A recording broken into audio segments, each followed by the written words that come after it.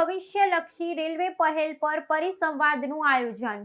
અમદાવાદ ખાતે ભવિષ્યલક્ષી રેલવે પહેલ વિષય પર એક મહત્વપૂર્ણ પરિસંવાદનું આયોજન કરવામાં આવ્યું હતું. આ કાર્યક્રમનો મુખ્ય ઉદ્દેશ પ્રવાસન ક્ષેત્રે રેલવે દ્વારા પૂરી પાડવામાં આવતી સેવાઓને વધુ વિસ્તૃત કરવી અને તે સાથે સંકળાયેલી વ્યાવસાયિક તકોને મજબૂત કરવાનો હતો. આ પરિસંવાદમાં રેલવેના ઉચ્ચ અધિકારીઓ, પ્રવાસના ઉદ્યોગના પ્રતિનિધિઓ અને નીતિ નિર્માતાઓ ઉપસ્થિત રહ્યા હતા. કાર્યક્રમ દરમિયાન અમદાવાદ રેલવે મંડળ દ્વારા જુલાઈ 2025માં માલવહન, મુસાફર સેવાઓ અને બિનભાડાકીય આવકમાં સ્થાપિત કરેલા નવા વિક્રમોની પ્રશંસા કરવામાં આવી હતી. ચર્ચાનો મુખ્ય વિષય અમદાવાદ મુંબઈ વચ્ચે ટ્રેનોની ગતિ વધારી 160 કિલોમીટર પ્રતિ કલાક સુધી લઈ જવાની યોજના હતી.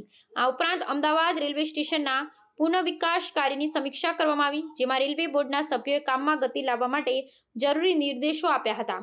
આ પરિસંવાદમાં ભારતીય રેલવેની મહત્વાકાંક્ષી અમૃત ભારત સ્ટેશન યોજના હેઠળ થઈ રહેલા કાર્યો પર પણ પ્રકાશ પાડવામાં આવ્યો હતો, જેનો હેતુ દેશભરના 300થી વધુ રેલવે સ્ટેશનોનું આધુનિકીકરણ કરવાનું છે. મુંબઈ અમદાવાદ બુલેટ ટ્રેન પરિયોજનાની પ્રગતિ અંગે પણ ચર્ચા થઈ હતી, જે આર્થિક વિકાસને વેગ આપવા માટે 5 થી 6 શહેરોને એક જ આર્થિક ક્ષેત્રમાં જોડશે.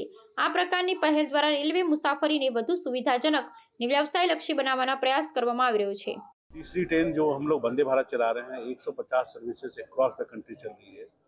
तो अगर बाहर का कोई आदमी या इंडिया का कोई आदमी ट्रेवल करना चाहता है तो एक अच्छा एक्सपीरियंस लेके जाता है और जिससे रेलवे का इमेज, इंडिया का इमेज, लोगों का जो इंटरटेनमेंट है, ट्रेवल का जो पर्पस है वो, और जो हमारे ट्रेवल एजेंट जो हमारा दिखाना चाहते हैं देश को, जो सेल करना चाहते हैं वो पर्पस सॉल्व होता है. स्टेशन हम लोग अपलिफ्ट कर रहे हैं.